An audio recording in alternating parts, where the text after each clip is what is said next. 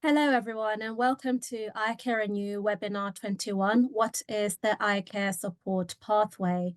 My name is Sylvia Chengo. I am a Bain Vision and Thomas Pocklington Trust intern. So before introducing our guest, I'd like to hand you over to Bhavini, who will explain a little bit more about the pathway.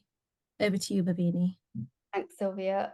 Hello, everyone. Good evening, and welcome to today's Eye Care and You Webinar 21, where we'll be sharing what the pathway is. But before we introduce our speaker today and who discuss what the pathway is, I wanted to give a little bit of a background to why we decided to do a webinar on the pathway. So back in 2022, Julie and colleagues went up and down the country, and believe me when I say literally up and down, across the country, up and down the country, nowhere was left unturned, and they did lots of engagement events to hear what your experiences were like accessing appointments to do with your eye health, services such as ECLO, rehab, local opticians, and so much more. And back at London Vision, so I'm going back to 2022, Julie did a number of sessions with our members who all fed into to Julie and shared their experiences on all aspects of their eye health, their eye care, their sight loss. And hence, by doing so, the pathway was formed. So I'm going to hand over to Julie now, who discuss, what happened with all of those experiences that you all shared, and how it formed the pathway, and now exactly what is the pathway, what are the steps to the pathway, and what does it mean for you and I. So I'd like to welcome Julie Thomson. Welcome, Julie. Please do introduce yourself. Can I just say thank you so much for having me again? I really enjoy these sessions, and I guess this is particularly enjoyable because, excuse me, when I came out and spoke a while ago now, as Bhavini rightly said, I'm coming back to you now with progress, and that's always a nice thing to be doing. Bhavini's given me a brief, and if at any point, Bhavini, I wander from that, I want you to just tell me to get back on track, okay? Because I've got the email that you sent me asking me really what to talk about. So back in the day when I first joined RNIB, which is about 18 months ago, there was something called the sight loss pathway. I'm going to just take it as far back as that, but really quickly. And what became really clear fairly early on in joining RNIB was that sight loss pathway, that name didn't really resonate with lots of people. People were talking about eye health, eye care, support with eye health, eye care. And enough people said that for me to go back to the programme board, of which I'm programme manager, and say, do you know what, sight loss pathway people aren't comfortable with it, they don't feel that it's right, and here's some suggestions for names. So I won't bore you with how we principally got there, but basically the eye care support pathway was born out of people saying, do you know what, the sight loss pathway doesn't work for us. So we had a name, and what we did was we worked with a range of individuals and organisations, as Bhavini's already said, and we also worked with an external agency to help us make sense of what people were telling us, because there were over 400 conversations that took place up and down the country of people telling us what the most difficult part of accessing services was for them. And there were lots of areas of commonality, but there were also challenges that were very specific to some individuals. And at one point we counted and we had 109 what we called at the time pain points. And those were those points that people found really painful when trying to get services, trying to get information, and just generally finding a way through having a diagnosis or accessing services. So from those 109 pain points, what we then did was consult with people and say, okay, tell us what are the most significant stages for you in the pathway. And that was narrowed down to 4. And those stages are, and I'll tell you what they are, and then I'll go into a wee bit more detail. Having my initial appointment, having my diagnosis confirmed, support after my diagnosis, and living well with my condition.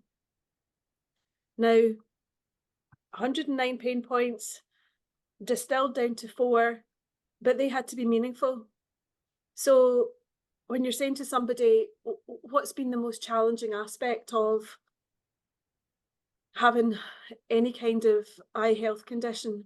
And they said, well, a lot of people said it was getting the diagnosis. The diagnosis was really difficult because of how it was delivered or the length of time that people had to wait, a whole range of different things. And that became enough of a reason to have that as the first stage of the pathway.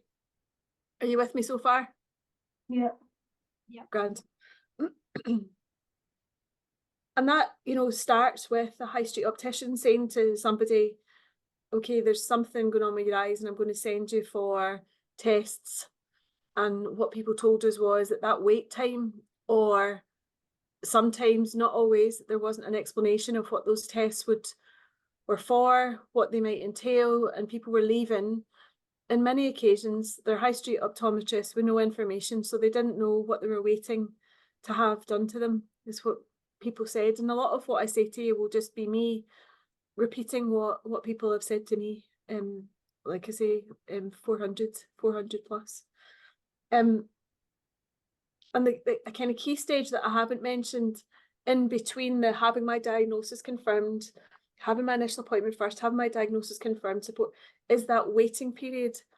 And we've called that waiting well, because what we want to do as an organisation and in partnership with organisations like TPT and others, we want people to feel supported to wait well. And if that's about having a conversation with somebody to try and make sense of how people are feeling, because what they said was during that waiting time, their mental health deteriorated a bit because of feelings of anxiety, and in many cases people were feeling depressed. And I'll come to what we're doing in response to that, but that it's important to say to you that waiting well is a key stage in between the having my initial appointment and having my diagnosis confirmed. So if we look at the second stage then about having my diagnosis confirmed, what people said was often their diagnosis was quite brutal, and it wasn't delivered in the way that they would want or even expected. And the number of horror stories that people told me, it was just, it was difficult for people to say. Having my diagnosis confirmed, what people said was that at that moment in time, what they would have wanted was an empathetic and understanding approach to finding out what your eye condition is and what that involves. And a lot of people said that often wasn't the case. Their diagnosis was delivered in a way that was actually quite brutal. And that's not how they would have chosen to have their diagnosis delivered. The third stage is support after my diagnosis. And what we are striving to do is make sure that people have the support that they need. We'll go into more detail about that, but people were really clear about what they wanted. From having that initial appointment to having the diagnosis confirmed to receiving support, it's not always as linear as that, and it's not always a continuum, but what we wanted to make sure was that was properly represented, because that's what most people said, right? That support was really important, and that should be a key stage of the pathway. And then kind of at the latter end of that pathway, what people talked about was living well with their condition and having the right information at the right time to allow people to get on with their lives, right? And not have to sit in the house because there's no services, no support. So those are the 4 key stages of the pathway. I'll just go over them again. Having my initial appointment, having my diagnosis confirmed, support after my diagnosis, and living well with my condition. And then in between that, you've got periods of waiting, and we have chosen to call that waiting well. Now, alongside that, there's 3 key principles. And those key principles are that someone should understand their eye care journey, that somebody should understand their diagnosis, and that somebody should be able to access emotional and practical support. And those principles align really well with the pathway itself. It's really important that those principles sit alongside the pathway. They're just so important. So 4 key stages, 3 principles supporting the stages, and we kind of, that's us. We had the pathway, and that was based on all the conversations and previous research that had been done years ago. But primarily it was about what people had said to me and my colleagues that got us to that point of having an actual pathway, because until the conversations work, as I call it, we didn't have that. We didn't have that certainty of knowing that that's what people wanted and identified with. The conversations work was published and it's on our website. I can share that later on if you want to have a look at it. And then it was, okay, we've got the pathway. What do we do now? Well, we need to be working with clinicians, professionals, clinicians, and that includes social care, local authorities as well, a range of individuals, and we can't do that in isolation. We need to and should do that in partnership with other organisations. So we created a task and finish group, which is as it sounds. There were tasks and they were finished, and one of the tasks was to create a document for professionals, and it's catchily titled the Professionals Document. Not a lot of imagination there, but and that was really about pulling together what people had said about the pathway, and also best practice guidelines, looking at what's worked, engaging with clinicians and asking them what they thought should go in this document.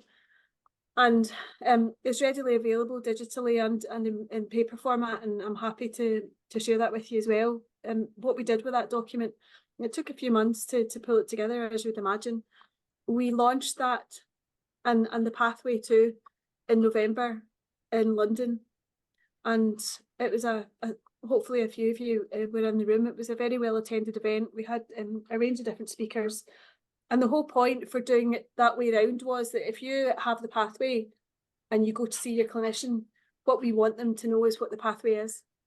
We want them to understand that there is an eye care support pathway, and we're doing work just now to overlay clinical pathway with the eye care support pathway, so that it's not just about eyes, it's about the whole person. And a few people said to me, and it stuck in my head, that they felt as if nobody was interested in the rest of them. It was really just their eyeballs. Was one woman said to me that she felt as if she could have put them in a dish and handed them over because nobody asked her how she was as a person. And that kind of, it stuck in my head, and a few other people had said something similar. So we want our clinicians to just, and many of them do already, but we're basing this on what people have told us, to just, I guess, look at the document and take cognizance of what people are saying that they want and need. And it, like I say, it was very well received. So then we and there's other work going on in the pathway, by the way. There's, the pathway as a programme of work is huge. Today, there's 17 projects today hot off the press that are forming part of the pathway, and there are a range of different things that I'll talk about later if you're interested in that. But for the pathway itself, we said, okay, well, we need to now do work on a public facing document.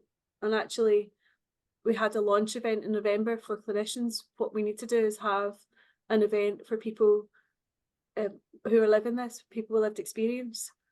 And then we thought further, okay, we should probably have student optometrists and other related clinical professions and combine the two. So there's an event on the 21st of June in Aston University, and that will be for people with lived experience and students, the clinicians of the future. And the purpose of that will be to launch a public facing pathway document. Now, some of that work is already done because we've got the professionals document, but this is just slightly different. The emphasis is different. It's not targeted at professionals. It will be an engaging, easy to pick up document that we want people to engage with in a way that works. So there'll be a task and finish group, as I mentioned already, similar to the professionals work, and they will be tasked with creating a document that works for the public. Anybody should be able to pick it up and understand what's meant by the pathway and understand the stages. And we'll launch that at the event on the 21st of June in Aston University.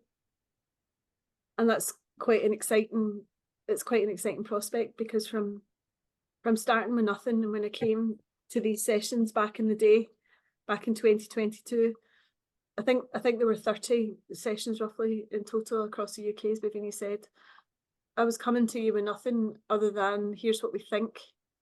Does this sound and feel right? What's your opinion on this? And so to be able to turn that into something tangible that's been directed by you, that's just it makes my job worthwhile, to be honest with you, because it's not something that's just been plucked out of midair, right? So alongside that, there's various ways that we are getting the pathway out there. So for example, there's the 100% optical conference in London next weekend, and there's something like between, and I see that you're in the college issue, you might know this better than me, 3,000 to 5,000 people go to that conference over 2 days. And we've got the pathway document, various things that we're going to share and ask people to engage with. So that's one way of us over a weekend of engaging with a whole lot of clinicians, because that's the kind of key to this. What we want is people to feel empowered, to know about the pathway, to understand what it is, and understand that it's more than, you know, you've got your clinical pathway based on whatever that eye condition is, but the eye care support pathway sits alongside that. You know, the two of them, they're not separate. It's about having that support, and we as an organisation in partnership with others want to make sure that nobody has to go through a painful diagnosis without support. We want to make that diagnosis delivery different for the people that have experienced it in a way that I've already talked about, that was just really difficult. We don't want that to happen. So we're working in partnership, and that's the key to all of this, is that we're working in partnership with a number of organisations. The professionals document, for example, was validated by 30 different organisations. Oh my goodness, right? So Jayshrie's just said that 9,000 people attended that conference I was just talking about over 3 days. So we're speaking at it, and also we've got a stall, and we'll be talking to people about the pathway and sharing information and all that stuff. And for example, somebody had asked a question about if you're at stage 1. So this is just, how long have I got? 9 minutes. Okay, so we're piloting something called prescription pad. And you know, like if you go to the doctor and the doctor gives you a prescription, they scribble on it, tear it off and hand it to you. When speaking with a couple of high street optometrists and saying to them, what would you like to be able to do when somebody comes in and they want information and you might not have it, but well, we want to be able to point people in the direction of support. Right, okay, so we're thinking, what can we do that there's not a lot of time and effort required, because time is you know, something that high street optoms don't have when they're you know, giving somebody a diagnosis, doing tests, all that stuff. So we have created a prescription pad. It's big, it's not small like the one you would get from your doctor. And on that pad, the optometrist would tick. So I went to the high street optom, they told me that I had cataracts. This is true story. They told me I had cataracts, and if she'd had that prescription pad, she would have ticked on it, find out about my eye condition. And I would have left there with the number for RNIB, telephone number, email address, and website. So I immediately have got that place to go, that stage 1 of the pathway, that I'm leaving there with information. So I'm not going to go away and scare myself by looking on Google, which is what people do, and not finding out information in a way that's right. You've immediately got somewhere to go. So we've been piloting that across the UK, tiny pilot, just to see if it's valuable, if people consider it a good approach, and so far so good. So at the 100% optical conference, we're going to be handing out some of those prescription pads. I don't know if it's 9,000. We're not going to have enough for that, but to hand that out to our clinician colleagues and say, okay, try this and see if this approach works for you, because it's so important to get the support to people as early on in the pathway as possible. Somebody asked me the last time at one of the groups I was speaking at about, is the pathway a one-way street? It absolutely isn't. People will dip in and dip out, and some people will need support at the time of having a diagnosis and others won't. There's no right or wrong approach to this. It's about having something that's there for people. It's the right support at the right time. And one of the key things that we need to do is engage with, well, the whole sector, frankly, and you know, we've got plans afoot to work with as many people as we possibly can, as many clinicians as we possibly can, to make sure that they are on board with this. We meet with our other third sector partner colleagues on a regular basis, and like I've said a couple of times already, this is very much a partnership approach, right? We can't do this on our own, nor do we want to, nor should we. This is about us working together with our colleagues to make sure that people get what they need.